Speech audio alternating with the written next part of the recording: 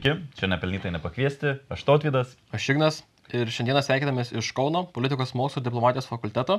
Šiandien aptarsim antimigracinės nuotaikas Europoje ir tuo pačiu prisiliesime prie Lietuvos atveju. Šiandieną pas mus svečiuose Vytauto Didžiojo universiteto profesorius Egdūnas Račius. Sveiki. Gerą dieną. Labą dieną. Tai šiandien mūsų tema yra migracija Europoje ir josios įtaka. Tai pirmasis klausimas turbūt apsibrėžti norėtume, kur yra tie centriniai židiniai migracijos ir kokios apraiškos yra nepasitenkinimo migracija. Tai čia du klausimai. Pirmas yra, jeigu mes kalbame apie židinius, tai yra dviejopi židiniai - emigracijos ir imigracijos. Taip. Tai mes Europoje matome visą eilę valstybių, kurios nukraujuoja, jeigu taip galima pasakyti, iš kurių migruoja masiškai žmonės. Na, kaip pavyzdys gali būti Bulgarija, viena iš ES narių, bet ir iš to paties Kosovo, tokios ne visai pripažįstamos valstybės, labai yra didelė migracija iš Albanijos. Na, iš Lietuvos buvo, gal dabar šiek tiek apstojo. Tai turbūt galime sakyti, emigracija labiausiai matoma yra, aišku, tose buvusiose socialistinio lagerio šalyse. Kalbant apie imigraciją, mes matyt galėtume sutikti, kad didžioji dalis valstybių, kurios kažkada priklausė, tai vadinamai vakarų Europai, laisvajam pasaulyje, jos patiria imigraciją. Tik tais, aišku, kiekviena iš jų yra skirtinga, pirmiausia, dėl savo dydžio, dėl teritorijos ir dėl piliečių skaičiaus, tai tos valstybės, kurios galbūt didesnė patyrė imigraciją vienu momentu, dabar galbūt jos nėra tokios populiarios. Na, aš kalbėčiau, sakykime, apie Prancūziją ar Jungtinę karalystę, kaip pavyzdžiui dabar kalbėti apie Skandinavijos šalis, kur Švedija atrodytų iš tikrųjų didžiuliai kiekiai migruoja. Jeigu taip skaičiuojant, tai ta dinamika šiek tiek keičiasi per paskutinius 30 mečius. Taip, Jungtinė karalystė liko, bet jau nebe tokia populiari vien tik todėl, kad jau ją sunkiau pasiekti. Dabar žinote, kad net nuo balandžio mėnesio ir ES piliečiams reikės gauti kažką panašaus į vizą. Tai taip, kad ta bent jau legalioji imigracija, tai Jungtinė karalystė yra apmažusi. Jeigu kalbame apie antrąją dalį, reakcijas, imigracijas, tai jos nėra vienareikšmiškos. Mes vis tiek turime suprasti, kad dalis europiečių į imigrantų žiūri kaip į pigią darbo jėgą pagelbstinčią kelti ekonomiką. Taip. Tai ta dalis pilietijos džiaugiasi. Pavyzdžiui, Lietuvoje mes turime daugybę verslininkų, kurie nesulaukia, kad kuo daugiau migrantų būtų, nes tada jie galėtų plėtoti savo verslą ir, pavyzdžiui, sakysime, ir transporto, logistikos sektoriuje. Jie sako, mūsų kvotos smaugia. Jeigu nebūtų kvotų, tai mes čia klestėtume. Tai yra žmonės, kurie mato naudą imigracijoje, bet yra dalis žmonių, kurie yra susirūpinę ir čia mes turbūt jau galime skaidyti į tuos, kuriems rūpi saugumas, kuriems rūpi kažkokie kultūriniai momentai, kitiems ekonominiai, nes būtent tie vėlgi migrantai įsivaizduojamai gali paveržti tam tikrus darbus iš vietinių ir tų susirūpinusiųjų grupių matyti irgi yra labai nemažai.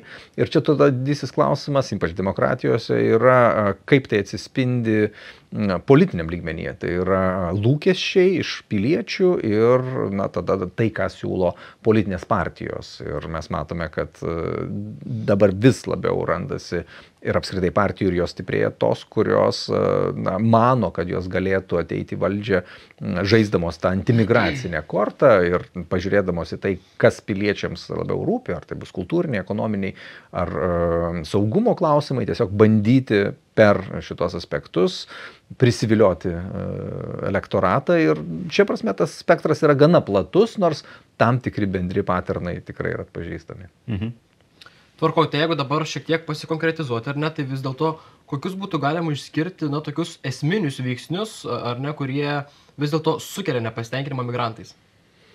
Tai vėlgi turbūt, kad išskirti kažkokį vienintelį, ar mes galėtume galbūt žiūrėti skirtingose teritorijose, kalbant apie miestą, kaimą, apie skirtingas žmonių grupės, labiau išsilavinusius, mažiau išsilavinusius, tai tie rūpesčiai vienokie ir kitokie galėtų būti ir, sakysime, mažiau išsilavinę, tarkime, mažiau kalbų mokantis žmonės rūpinasi labai kultūra, jiems atrodo, kad svetimšaliai, svetimtaučiai atvykę, jie nesintegruoja, jie neišmoksta kalbos, jie elgiasi kažkaip keistai, tokie kultūriniai, sakykime, rūpesčiai. Daliai žmonių, ypač pasienio valstybėse, saugumas ir galbūt terorizmas šiek tiek yra apmažęs, bet, sakykime, kalbant apie kriminalinius dalykus, apie tai, kad tas deviantinis elgesys tarp imigrantų jaunimo, jisai yra matomas, sakysim, Švedijoje, tarkime, daug kur, bet ir toje pačioje Prancūzijoje. Tai taip, kad aš sakyčiau, kad yra skirtingi vis dėlto tie rūpesčių šaltiniai, jeigu taip galima būtų pasakyti, kad jie vienaip ar kitaip sukrenta į vieną krūvą ir žmonės, kaip sakiau, balsuoja už partijas, kurios kalba apie tai, kad imigrantai kenkia, kad jie kelia pavojų. Tai gali būti, kad prie balsadėžio ateis žmogus, kuriam rūpi kalbos grinumas, o kitam rūpi, kad būtų mažiau nusikalstamumo. Atrodytų visiškai skirtingi dalykai, bet jie balsuos už tą pačią partiją ir paklausti sakys, kad taip mes rūpinamės tuo, kad imigrantų nedaugėtų ar net mažėtų, ar jie būtų labiau integruojami. Tai taip, kad žmonės gali turėti labai skirtingas paskatas ir aš nedrįsčiau manyti, kad Europoje esama kažkokios tokios vienos linijos, kur tikrai akivaizdžiai būtų, kad vienas klausimas rūpėtų didesniai daugumai. Kažkaip aš to neižvelgiu. Mes besiruošdami kaip ir atrinkom vieną priežastį, kuri dažnai akcentuojama nepasitenkinimo migrantais, tai religinis priešpriešos. Kokią įtaką, sakykime, provokacijos turi. Neseniai matėm straipsnį apie provokantą, kuris bažnyčioje katalikiškai skaitė iš Korano ir transliavo tai gyvai ir ten susilaukė didžiulio nepasitenkinimo iš krikščionių.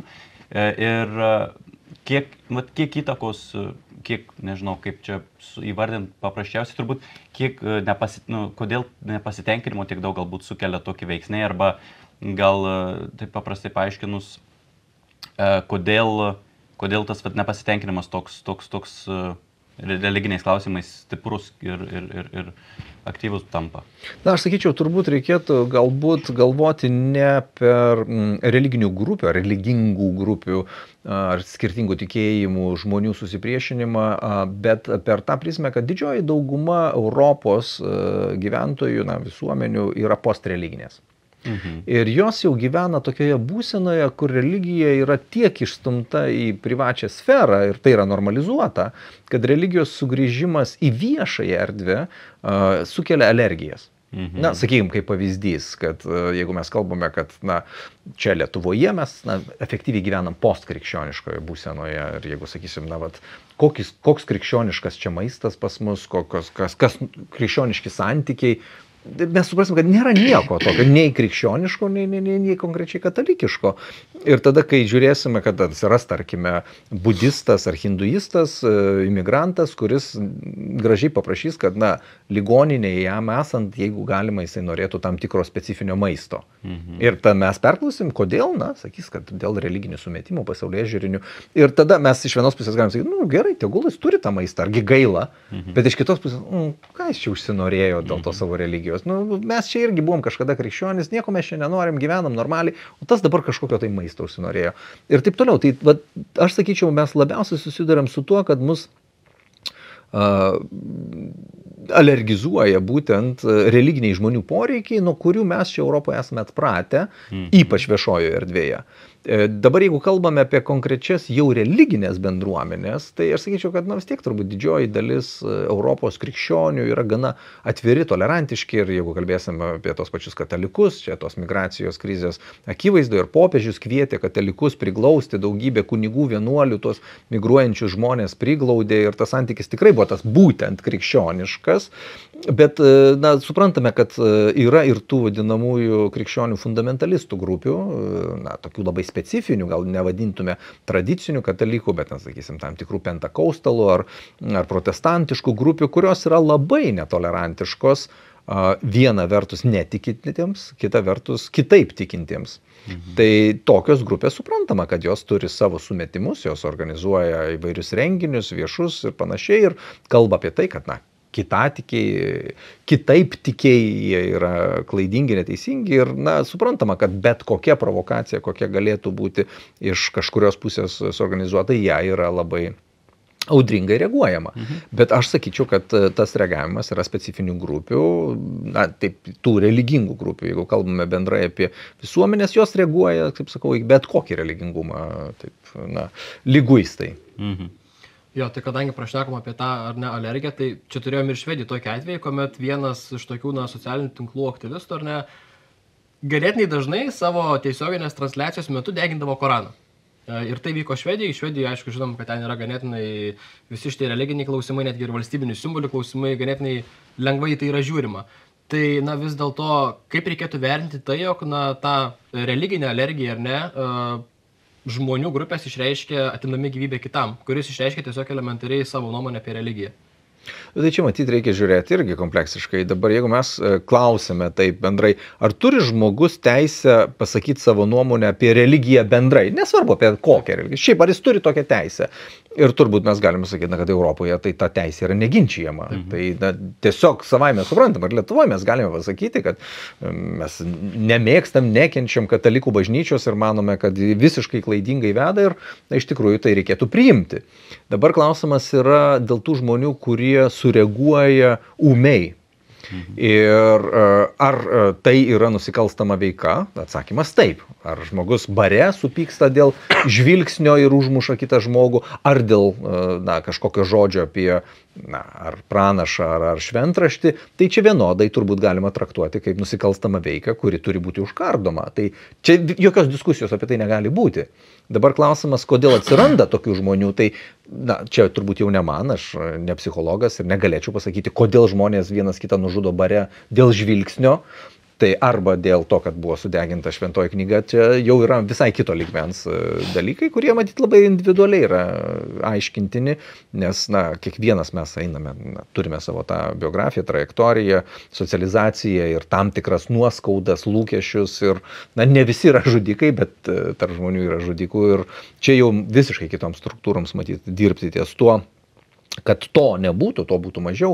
Klausimas, ar mažinant imigrantų skaičių tu galėtum tikėtis pasiekti rezultatą, kad tokių ar tokio tipo nusikaltimų būtų mažiau. O ką daryti su tais 100 000 europiečių atsiverčiančių islamą? Ar juos irgi tada per sieną kažkaip stumti? Nes mes turėtume prisiminti, kiek daugybė, ne 100, bet 10 000 europiečių išvažiavo į islamo valstybę gyventi. Dalis jų gyveno taikiai, mes juos galim taip palikti nuo šaly, bet dalis jų tapo džihadžiais, kovojančiais už savo idealą. Tai yra europiečiai, belgai, švedai, visi kiti, kurie atsivertė islamą. Tai čia šiuo atveju vėl ne su imigracija tai susiję, tai yra visiškai su kitais dalykais ir matyt, į tai reikia kažkaip reaguoti ir aš tikiu, kad ir specialiosios tarnybos ir kitos žinimosios reaguoja, kiek sėkmingai, mes paprasčiausiai neturime faktų, neturim tos informacijos, kad galėtume operuoti ir sakyti, žiūrėkit, kaip šaunu, užkardė va tiek, ten vienas praslydo.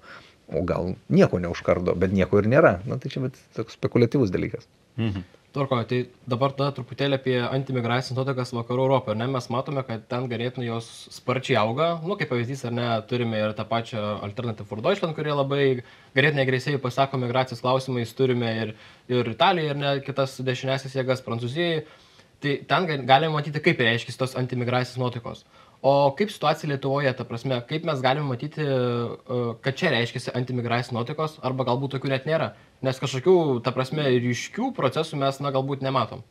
Aš sakyčiau, kad mes turbūt jau pradėjome stebėti antimigracinės nuotaikas, nes kažkurio momentu buvo atsibusta, jeigu taip galima pasakyti kabutėse, kad mūsų miestuose girdisi daugiau rusų kalbos negu lietuvių. Taip. Ir tada jau iškilo klausimas, o kas čia tie rusiškai kalbantys, ar čia yra pabėgėliai iš Ukrainos, bet kažkodėl nekalbantis ukrainietiškai, ar čia yra politiniai pabėgėliai iš Gudijos, bet irgi nekalbantis baltarusiškai, ar čia yra kažkas kita. Ir ten buvo iš tikrųjų tarp politikų diskusijos ir migracijos departamentas buvo įtrauktas, kad galbūt mes per daug įsileidome tų vadinamųjų rusakalbių ir tam tikros nuotaikos visuomenėje buvo sukurstytos ir aš sakyčiau, kad turbūt mes galėtume dabar jau sociologiškai fiksuoti, kad Lietuvoje yra antimigracinės nuotaikos nukreiptos prieš rusakalbius, prieš Tarybų Sąjungos buvusios respublikų gyventojus.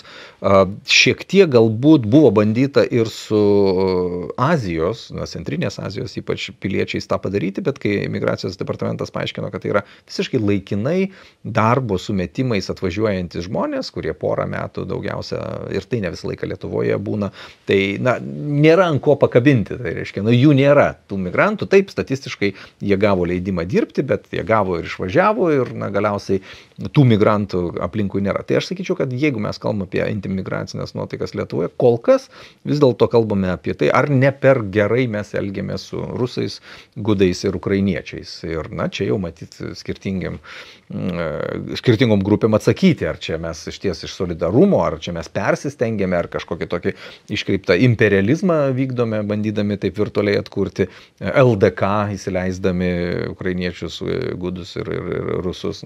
Čia kaip kas mato tą.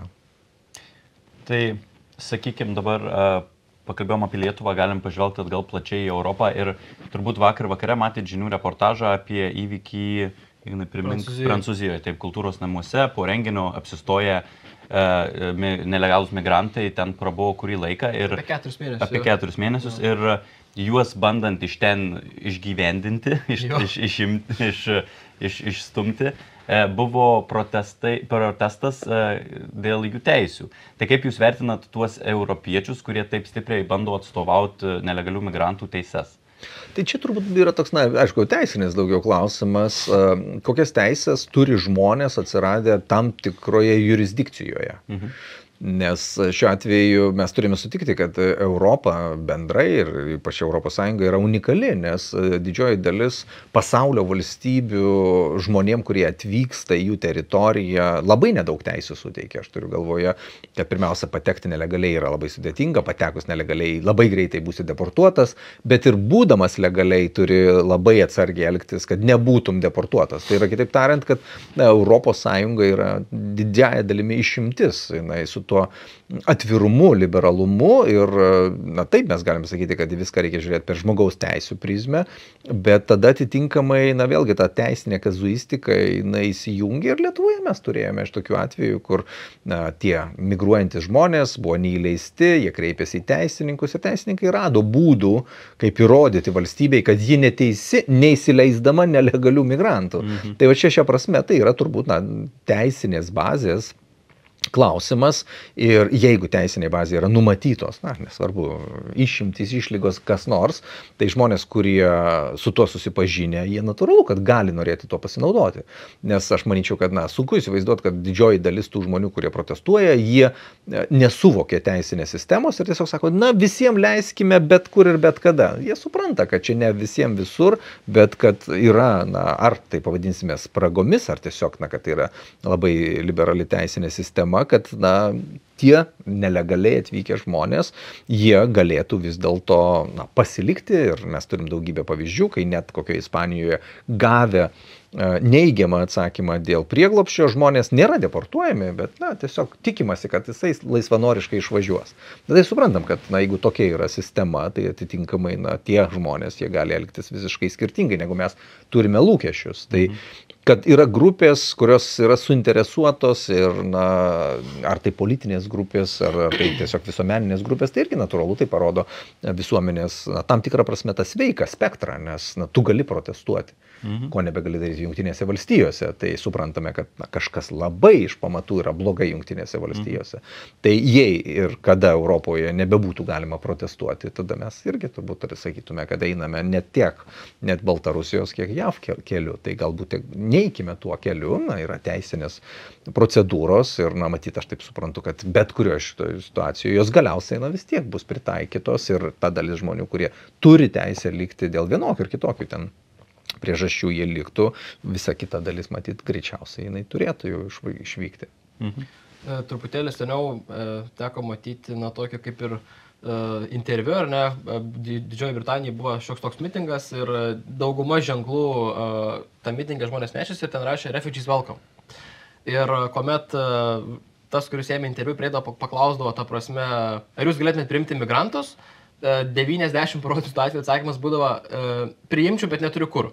Ir, prasme, dauguma taip jau atsakė, priimčiau, bet neturiu kur, per mažai vietos, aš nuomojuos, ten, prasme, aibė tų atsakymų ir buvo vienas, kuris pasakė, kad čia ne mano problema, turi kažkas kitas to sutvarkyti. Tai ar čia nėra, toks, nežinau, galbūt ir dalies visuomenės naivumas, kad, žmogaus teisės labai gerai, čia priimkim visus, bet, kai reikia pradėti tvarkytis, aš nebepadėsiu, aš nebegaliu, aš nebepadėsiu, bet aš esu už. Čia turbūt reikėtų galvoti tada, kieno čia yra atsakomybė. ar valstybės, ar nevyriausybinių, nevalstybinių darinių, ar individų, piliečių. Aš manyčiau, kad jeigu mes leistume piliečiams to užsiimti, būtų labai sunku suvaldyti. Tai vis dėlto tai greičiausiai pirmiausia yra valstybės atsakomybė su galbūt kai kokių nevyriausybinių organizacijų, ar tai bus Raudonasis kryžius, ar panašiai. Tai šiuo atveju, kad piliečiai pritarė, bet patys sako asmeniškai to negalėtų daryti ar negalėtų įgyvendinti, tai manęs tai tas kažkaip labai nestebina ir neliūdina. Natūralu, jie galbūt iš to solidarumo, ir čia mes vėlgi grįžtame į tokį konceptualų lygmenį, o kas yra pabėgėlis?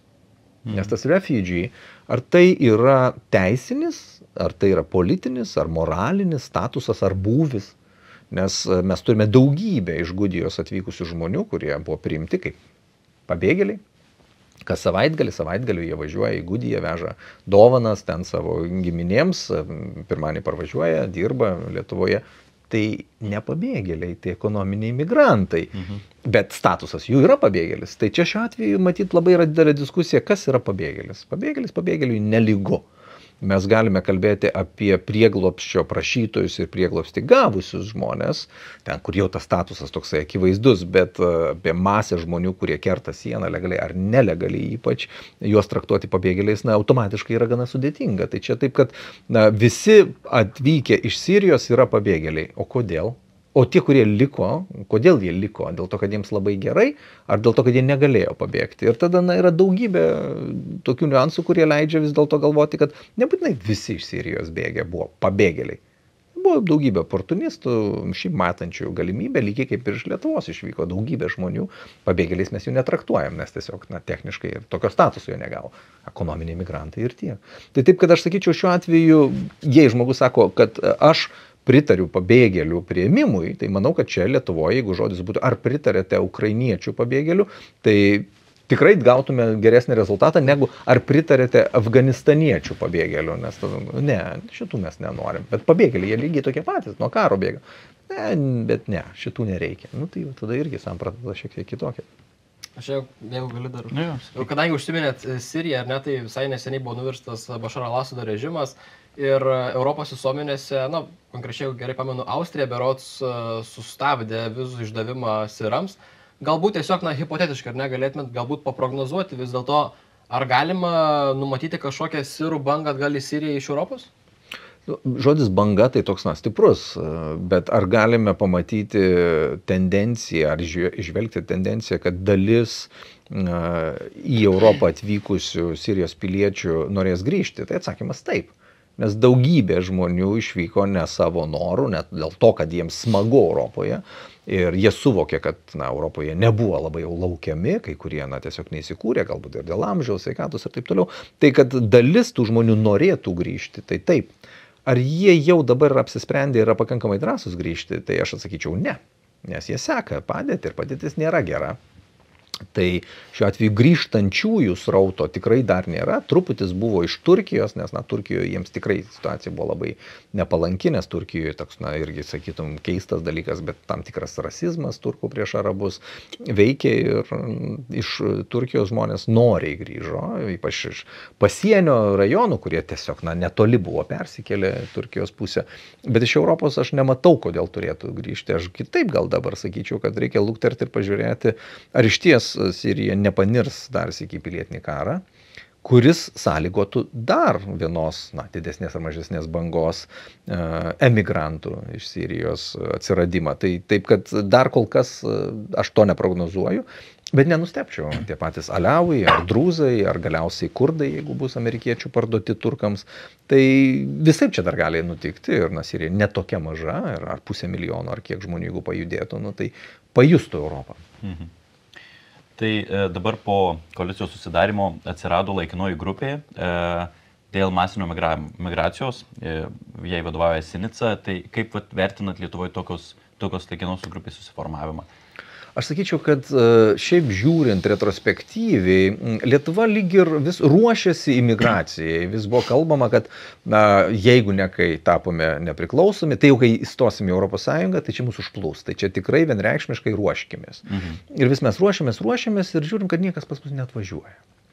Tai lyg ir buvo šiek tiek nusiraminta po tų 15-16 metų, supratus, kad net prievartą atsivežus, kaip Sirijos piliečius mes atsivežėme, kad jie pabėga, kai tik gali. Tai kaip ir, nereikia čia ruoštis, nereikia kažkaip tai specialiai apie tai galvoti. Ir čia dar sykį tam tikrą prasme buvo padaryta klaida, nes už mus pagalvojo verslininkai, kurie sugebėjo įrodyti migracijos departamentui, kitoms valstybės institucijoms, kad išduotų tų leidimų pakankamai daug.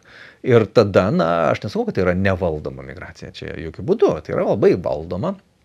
Bet klausimas turbūt tada yra ne tiek skaičių, kas irgi yra vienai par kitaip keltina, kiek iš kur yra atsivežami tie žmonės. Ir dalis, ir parlamentarų, matyt, aišku, visuomenės, yra susirūpinę ne pačia migracija kaip tokia, bet iš kur atvyksta žmonės. Ir jeigu žmogus yra iš Moldovos, kažkodėl įsivaizduojame, kad jis turbūt bus visiškai normalus, nors galbūt bus labai didelis pijokas ir degtinės po butelį išgers per dieną, bet čia vis tiek savas. O jeigu jisai iš Pakistano ir nepaisant to, kad jisai visai alkoholio nevartoja, vis tiek jisai toks kažkoks svetimas. Tai va čia tie dalykai, kurie svetimas savas, jie irgi turi savo vaidmenį ir šiuo atveju, kaip sakau, ne tiek, kad tai yra nevaldoma, tai yra valdoma. Mes pasistatėm sieną, nelegalai neateina, arba jie prieina, bet mes juos išspiriam greitai, o tie, kurie legaliai, tai tą labai lengva valdyti. Tai tiesiog kvotą sumažinai, uždraudėjai, uždarei centrą, ką padarė Indijoje ir viskas, ir nebėra. Tai čia šiuo atveju tas rūpestis, jisai galbūt ir suprantamas, ir jeigu žiūrint perspektyviai, kad mes turime bandyti projektuoti, kad galbūt pas mus kas nors kada nors norės atvažiuoti gyventi, tai reikėtų tam pasiruošti. Tai aš visiškai sutinku, kad tas sritis buvo visiškai apleista. Taip.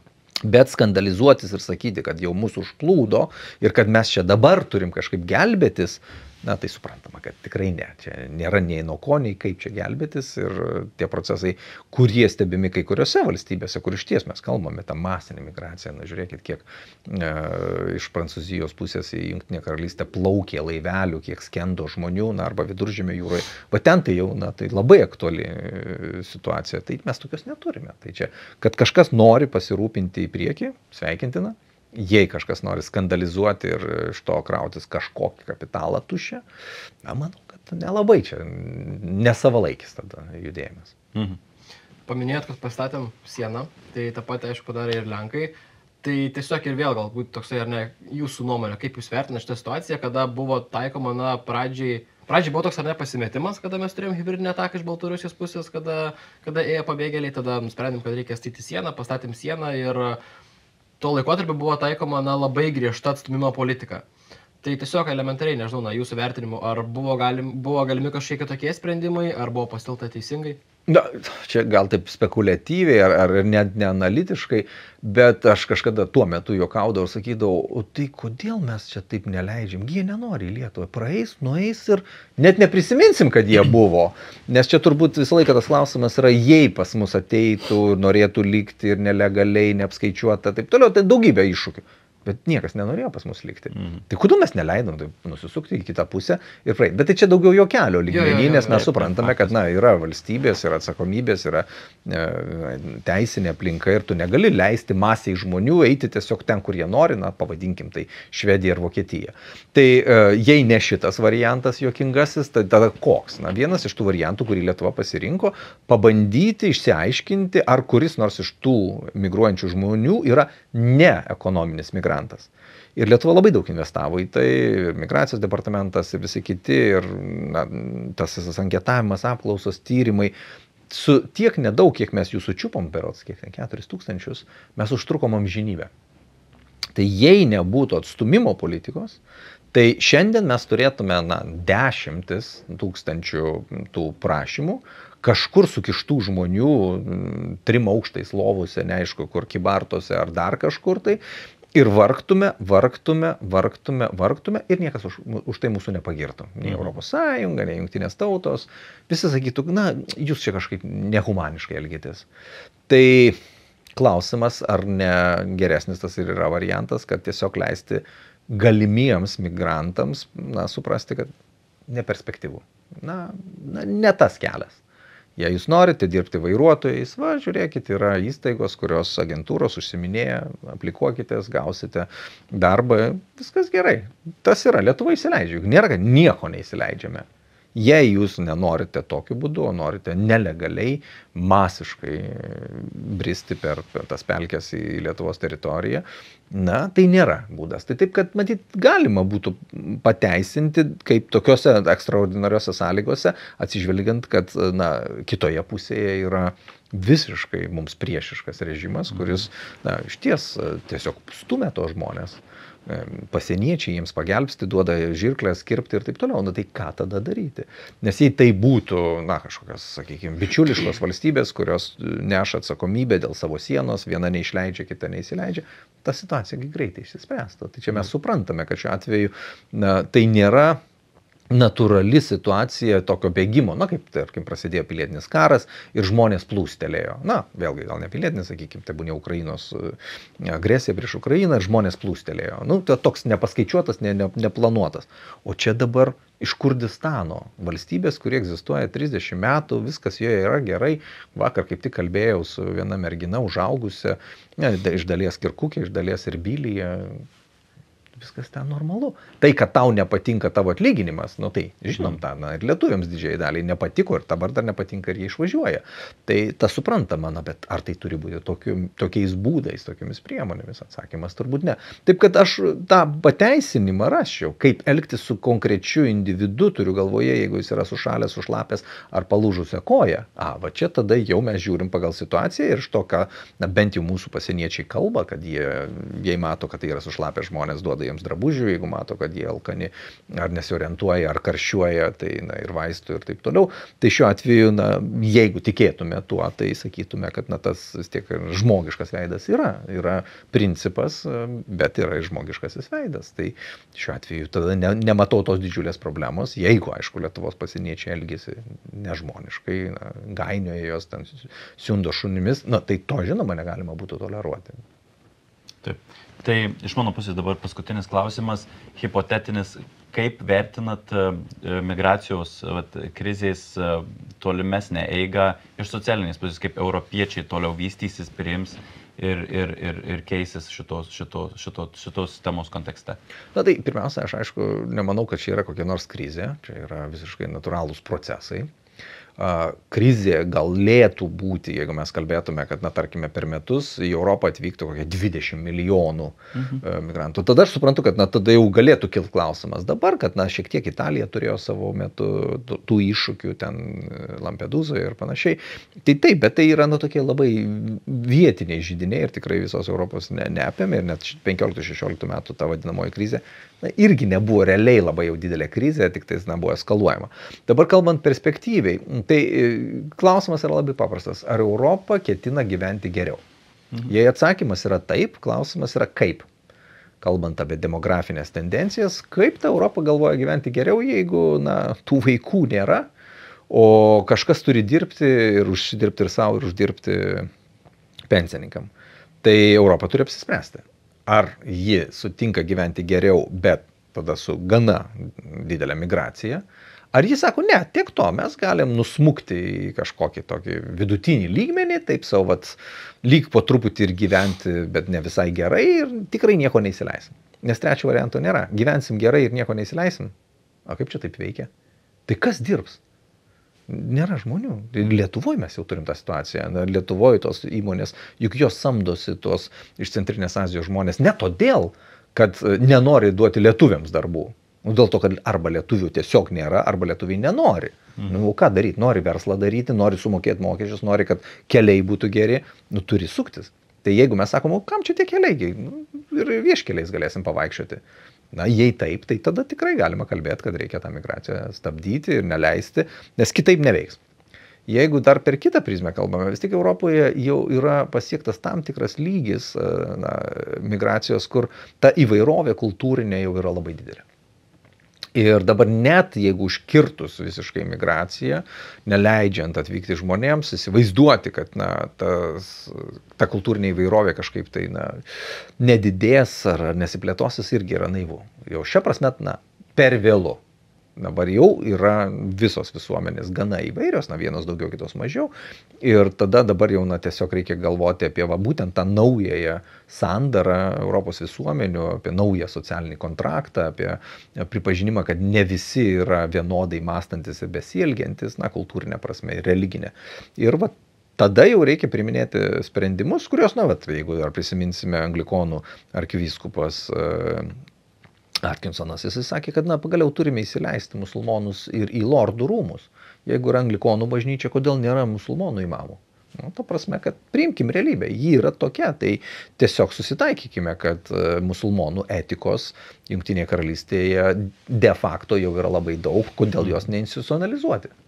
Tai matyti ir bus einama tą linkmę. Tai aš dar turiu porą klausimėlių. Grįžtant truputėlį prie pasienio dar. Kada kalbėjote truputį apie tą agresyvesnį tokį valdymą pasienio, tai turėjome įvykį, kuomet buvo, pasakykime taip, su konstruotų iečių padurtas Lenkijos pasienietis. Ir to rezultate mes turėjom tai, kad vis dėlto Lenkų kariams buvo leidžiama šaudyti su tikromis kulkomis į nelegaliai kertančių sieną. Koks susivertinimas būtų šito klausimu?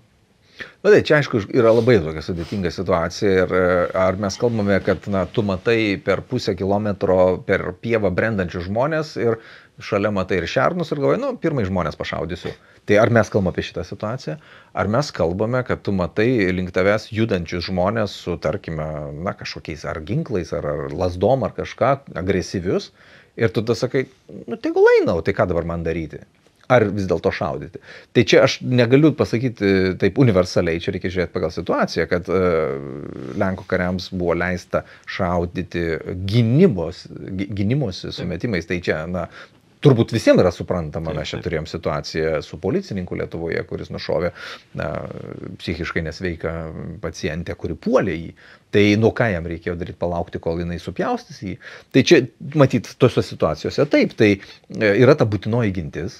Ir žinoma, kiekvienu atveju, ir jeigu taip nutiktų, teismas turi nuspręsti, ar ta būtinoji gintis buvo peržengta ar ne ir taip toliau. Tai, bet kad žmogus turi teisę gintis, šiaip bet koks pilietis ir pareigūnas atliekantis tam tikras funkcijas, tai matyt, to negalime paneigti. Tik tais čia yra, aišku, ta plonoji linija, kur, kaip sakau, tiesiog gal pašaudykime į laukuose esančių žmonės. Tai suprantama, kad šitie dalykai niekaip negalėtų būti toleruojami ir jie turi būti užkardomi, jeigu iš viso tokie dalykai įmanomi. Tai dėl to, kad naudojamas ginklas ar smurtas, tai čia nieko naujo. Ir tai nebūtinai reikia suprasti, kad čia tik tais represyvūs režimai, tironiški, tik jie naudojo demokratijos, jos bet ką pasitinka su gėlėm, gal gėlės ne taip gerai, bet bent jau su pyragu, tai tikrai, tai nėra taip. Tvarko, ir dar paskutinis klausimas iš manęs. Prieš tai truputėlį minėjot, ar ne, kad reikėtų vis dėlto sutikti su tokia realybė Didžioji karalystė ir Jungtinėje Britanijoje, kad yra musulmonai, ten reikėtų įsileisti lordų rūmus, institucionalizuoti visus tos reikalus. Tai aš tik nežinau, ar tai geras pavyzdys ar ne, bet iš esmės yra truputėlį tokia priešingybė Šveicarijoje, kur buvo uždraustos burkos. Tai kaip reikėtų vertinti tuo klausimu, tai gal jie tada labiau kovoja prieš tai? Tai čia vis dėlto matyt, mes turime suprasti, kad irgi Europos valstybėse, ypač kadangi Šveicarija apskritai net ne Europos Sąjungos narė, tai, sakykime taip, tos tradicijos, kultūra, sprendimų priėmimas labai skiriasi. Šveicarijoje mes turime tą referendumų sistemą, žmonės pakviečiami, nubalsuoja žmonės, nebūtinai politinės kažkokios jėgos. Jei kalbame apie kai kurias kitas valstybės, kaip pavyzdžiui kokia Danija, tai Danijoje musulmoniška teisė, šeimos teisė taip sparčiai yra plėtojama, nes tiesiog visi supranta, kad tam yra poreikis.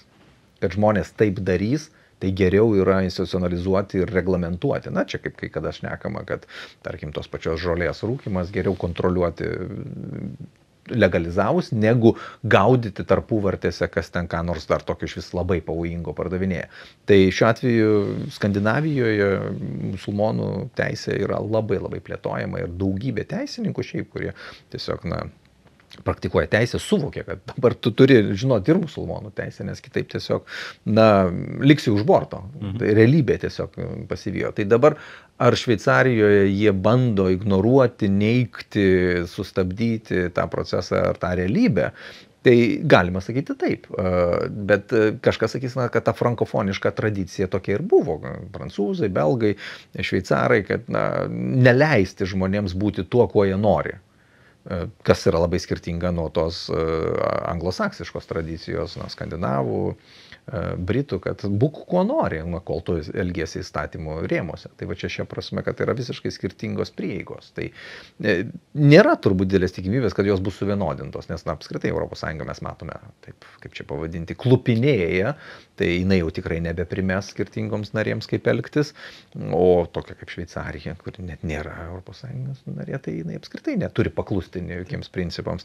Tai čia, aš sakyčiau, Šveicarija tam tikra išimtis dėl daugybės priežasčių ir tikrai nesektinas pavyzdys, turbūt reikėtų pasakyti, dėl burkų, tai tiek to niekas nenešioja burkų. Visi žinome, kad burkos yra nacionalinis puštunių apdaras ir puštunių Europoje, juo labiau Šveicarijoje yra labai mažai, o tos, kurios yra, tai tos nekenčia burkų ir jų nenešioja. Aš nesu matęs, nesu girdėjęs apie burką nešiojančią moterį Europoje. Nikabus nešioja, ne taip mažai. Bet burkų ne, tai dėl burkų dzin, bet jeigu kalbame, pavyzdžiui, apie minaretus, tai suprantame, kad tai yra absurdas, bet tai tiesiog iliustruoja tą, ką aš pasakiau. Alergija religijai. Jeigu tu turi didžiulį plakatą su nuoga moterim, viskas labai gerai, tai čiagi normalu. Bet jeigu tu turi nedidelį minaretą, ne, tai labai tą vaizdą gadina, čia miestas tiesiog labai negražiai atrodo. Tai geriau tą nuogą moterį vietoj to minareto. Tai ir yra pavyzdys, kad kažkaip tai religingumo formos visos yra matomos kaip keliančios grėsmę gyvensenai, pasaulėžiūrai ir tai jas reikia kažkaip suvaldyti, sukontroliuoti. Ir šveicarai savaip tą daro. Taip, tai aš dar turiu tada mažą klausimėlį. Kaip manot, ar čia yra banga? Mes su profesorium Bolota aptarėm tuo metu, kad, sakykime, pažiūros ateina bangom, sakykime, liberalizmo banga, sakykime, taip toliau, tai ar ta religinio pasipriešinimo tokia banga, čia yra banga ir tai laikina, ir ateisim į kažkokį naują, turbūt vėliau, religijos amžių, kur priimsim visus bendrai ir vienodai, ir ta religija bus vėl stiprus toks institulizuotas dalykas, ar vis dėlto jau atitolstam ir tolstam. Aš būčiau linkęs manyti, kad vis dėlto žmonija eina į tą postreliginį būvį. Ir tos tokios konvulsijos, momentiniai sugrįžimai, islamo valstybės, žinoma, jos gali nutikti, bet jos yra labiau išimtis negu taisyklė. Ir aš, nepaisant to, kad tas toks bendresnis visuomenės konservatyvėjimas yra stebimas, aš nesiečiau to su didesniu religingumu. Ir ypač Europoje, ten kur nors kitur, galbūt dar galima būtų spekuliuoti, ten, turiu galvoje, kokia Indija ir panašiai, bet ten irgi kiti dalykai, kur tas religingumas labai skatinamas yra nacionalizmo. Tai tarkim, kalbant apie kokias nors katalikiškas šalis, buvusias katalikiškas, nacionalizmas ir religingumas nelabai beeina kartu ir mes šiuo atveju toj pačioj Lietuvoje, nepaisant to, kad daugybė žmonių oficialiai sako esantis krikščionis ir konkrečiai katalikai, jie nieko nedaro katalikiško, negyvena katalikiško gyvenimo ir nesilanko bažnyčiose. Taip, kad tas nominaliai dar lyg ir yra iš inercijos, bet aš manau, kad vis tiek didžiąją dalimi mes einame į tai, kad vis mažiau ir mažiau religingumo ir šiuo atveju aš nedrįsčiau sakyti, kad tarp Europos musulmonų tik mažuma yra religingi, dauguma yra absoliučiai nereligingi ir mes tik galim juos atpažinti kaip musulmonus per jų pavardės ir vardus, o ne dėl to, kad mes juos matome dažniau mečetėje negu bare. Vis dėlto bare mes juos dažniau matytume. Supratau, tai ačiū. Dėkui. Labai ačiū, kad apsilankėte ir tikimės dar ateisit. Tų temų tai tikrai yra daugybė visokiausių, tai galima matyti. Nebūtinai šitą gilinti, bet kažkokias kitas užgrobti. Malonu. Dėkui. Ačiū. Šiam kartui būtų tiek. Čia buvo Nepelnytai nepakviesti. Palikite komentarą, prenumeruokite mūsų kanalą ir iki kitų kartų. Iki. Iki.